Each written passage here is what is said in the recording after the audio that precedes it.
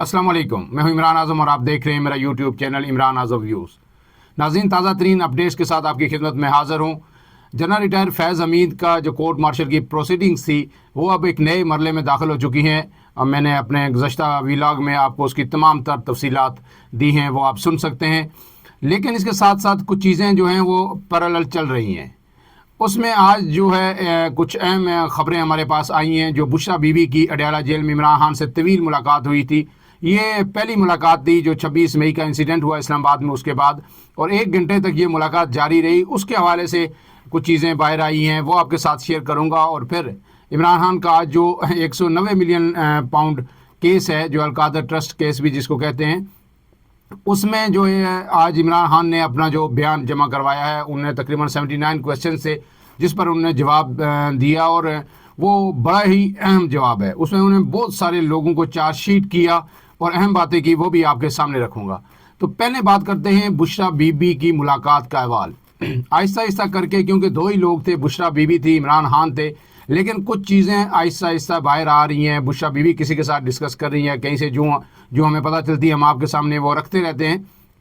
तो उसमें जो अब तक की जो इतलात हैं जो मुझे मौसूल हुई हैं, उसमें जो बुशरा बीबी, तो पहली बात है कि आपको पता है कि बहुत ही गुस्से में थी। इस सब के बाद उन्होंने कई रहनुमाओं के ख़िलाफ़ जो है बातें भी की, और वही सब चार्जशीट बना के वो अडयाला जेल गई थी।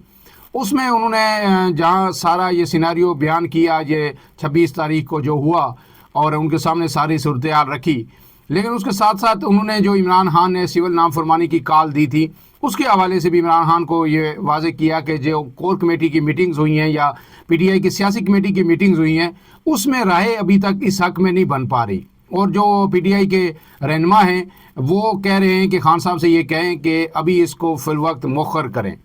तो इस पर इमरान खान का जो जवाब आया वो बड़ा ही सख्त जवाब था। इमरान खान ने ये कहा है कि जिसने पार्टी में रहना है वो रहे, और जिसने सिविल नामफरमानी नहीं करनी, जिसने ये मेरी कॉल है, ये मेरा फ़ैसला है, और जिसने मेरे फ़ैसले पे मिन्नो अमल नहीं करना, तो वो इस तरह करे कि पहले तो वो पार्टी की सियासी कमेटी से बाहर निकले, फिर जो दूसरी पार्टी की हमारी कमेटीज़ हैं उनसे बाहर निकले, तमाम जो ग्रुप्स हैं हमारे व्हाट्सएप ग्रुप्स, उनसे बाहर निकले, और अगर उसका दिल करता है तो वो पार्टी भी छोड़ दे। लेकिन ये कॉल मेरी है। मैंने इसको 1 से 2 दिन के लिए डिले किया है, ताकि जो हमारा कन्वेंशन है, जो शोहदा कन्वेंशन उन्होंने पेशावर में रखा हुआ है, इसके बाद मैं इस पे जो है ना अपनी हतमी तारीख का ऐलान करूंगा। और इस पे जो मेन किरदार होगा वो बैरून मुल्क जो पाकिस्तानी हैं, जो ओवरसीज़ हैं, वो उनका किरदार होगा। लेकिन ये सिविल नामफरमानी की तारीख अगर हुकूमत बातचीत नहीं करती, मैंने कमेटी भी बना दी है मुज़ाकरात के लिए, तो फिर ये हर सूरत होकर रहेगी। और दूसरी जो इसके साथ खबर है, ये तो इमरान खान की जो बात है। उसके बाद अब दूसरी जो है खबर ये है कि जो कमेटी बनाई गई थी उसके साथ हुकूमत का अभी तक बराह रास्त कोई मुज़ाकरात का फ़ैसला नहीं हुआ, और हुकूमत ने मुज़ाकरात की कोई हामी भी नहीं मरी। लेकिन अहम बात यह है कि आज कौमी असम्बली का इजलास था, वहाँ पे जो कमेटी के सरबराह हैं उमर अयूब, उन्होंने बड़ी धुआंधार तकरीर भी की। और उनने पहले तो वो कहते थे जी कि सिपा सलार और दूसरे लोगों पे वो कहते थे कि किसने गोली चलाई। सवाल तो वो अब ये पूछ ज़रूर रहे हैं, सोशल मीडिया पीटीआई का पूरा पूछ रहा है कि गोली किसने चलाई, एक ट्रेंड्स भी उनके बन रहे हैं। लेकिन आज उन्होंने जो बराह रास्त इल्ज़ाम आयद किया वो खुलकर वो वज़ीर आज़म शहबाज शरीफ पे किया, और उन्होंने ये कहा है कि ये शहबाज शरीफ जो है, इन्होंने जो सने मॉडल टाउन है ये उसके भी ज़िम्मेदार हैं, और ये जो 26 नवंबर को यहाँ पे हुआ डी चौक में, उसके भी बराह रास्त ज़िम्मेदार यही हैं।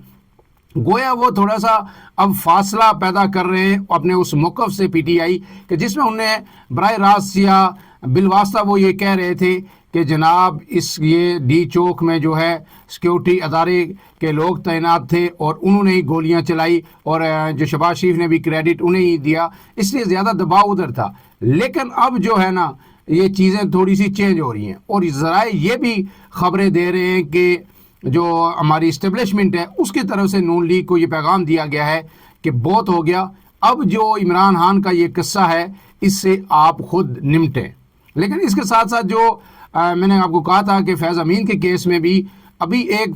थोड़ी सी चीज़ ये क्लियर होनी है कि आया 9 मई के केसेस को अलग कर दिया गया है या उन्हें भी साथ ही शामिल चार्जशीट में वो भी शामिल हैं। अगर उन्हें अलग कर दिया गया है तो फिर एक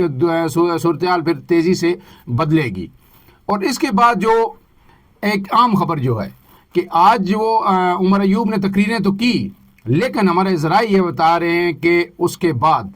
عمر ایوب سے نون لیگ کا یا حکومتی رہنماؤں کا رابطہ ہوا ہے، اور یہ اندیا دیا گیا ہے یا انیشلی یہ کہا گیا ہے کہ ہم آپ سے بات چیت کے لیے تیار ہیں، اور لگتا ہے ایسا ہے کہ جو اب تک کی خبریں ہیں کہ آئندہ 1 سے 2 دنوں میں یہ صورتحال مزید ڈیولپ ہوگی اور مذاکرات باقاعدہ طور پر کسی نہ کسی جگہ، کسی خفیہ مقام پہ کسی نہ کسی حد تک پی ٹی آئی کو انگیج ضرور کیا جائے گا۔ اس کے ساتھ اب جو دوسری خبر ہے، جو عمران خان نے آج 190 ملین پاؤنڈ جو کیس ہے احتساب عدالت میں جو بیان جمع کروایا 79 کوسچن سے، اس میں کئی چیزیں انہوں نے اٹھائی ہیں۔ اس میں پہلی بات تو انہوں نے یہ کی ہے کہ جناب مجھے جو ہے نا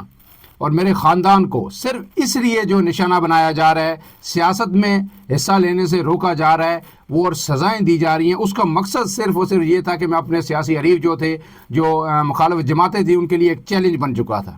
پھر انہوں نے آگے بڑی اہم بات کی، انہوں نے ایک بات یہ کی ہے کہ 10 اپریل 2022 کو حکومت کی تبدیلی کے آپریشن کے بعد اس وقت کے army chief general Qamar Javed Bajwa نے امریکی سازش کے نتیجے میں اعلیٰ عدالتوں کے ججز، سیاستدانوں، بیوروکریٹس، پولیس حکام، ضلع انتظامیہ، قانون نافذ کرنے والے اداروں کو ساتھ ملایا اور لندن پلان کی تکمیل کے لیے پاکستانی عوام کی خواہشات کے برعکس یا برخلاف کام شروع کر دیا۔ گویا ایک مرتبہ پھر عمران خان نے عدالت میں لندن پلان کی بات کی اور کہا کہ جو طے ہوئی تھی چیزیں لندن میں، جو بار بار اس کا ذکر کرتے رہے، وہ بالکل درست تھیں اور جنرل باجوہ نے اس پہ عمل کیا۔ اور اس کے بعد عمران خان نے یہ بھی کہا کہ کیونکہ اسٹیبلشمنٹ میری مقبولیت سے خوفزدہ تھی، اس لیے یہ سب کچھ کیا گیا اور میں سڑکوں پہ آیا، پرامن میری تحریک تھی، لیکن اس کے بعد ایک فاشسٹ دور کا آغاز ہو گیا۔ یہ انہوں نے اپنے سوالوں کے جواب میں کہا۔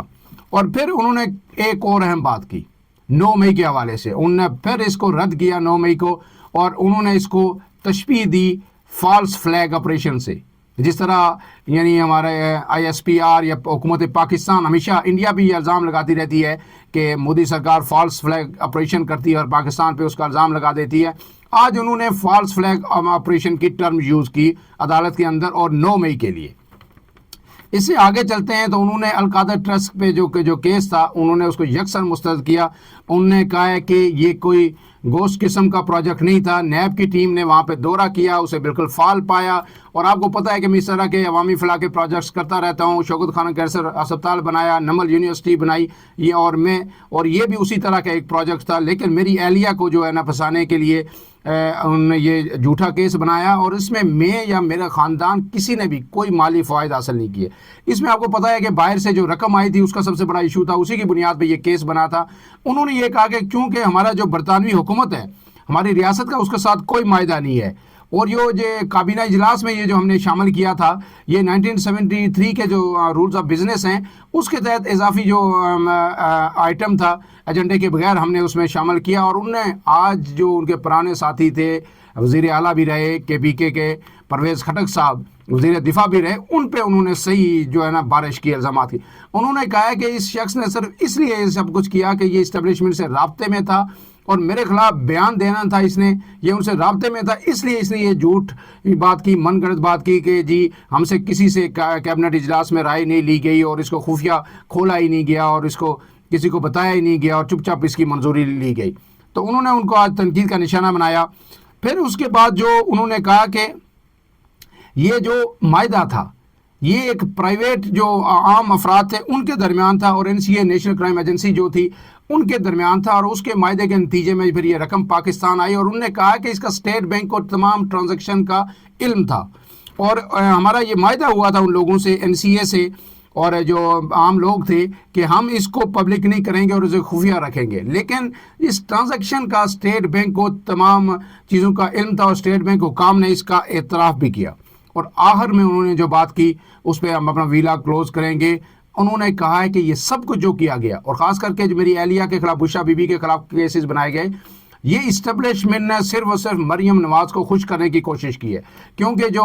آپ کو پتہ ہے کہ جو ایون فیلڈ ریفرنس تھا اور جو فلیٹس تھے ان کی جو یہ بینیفیشل آنر تھی ان فلیٹس کی، تو میں نے ان کے خلاف وہ کیس بنایا، اس میں ان کو سزا ہوئی۔ تو اب یہ سکور جو ہے نا سیٹل کرنا چاہتے تھے، یہ لیول کرنا چاہتے تھے،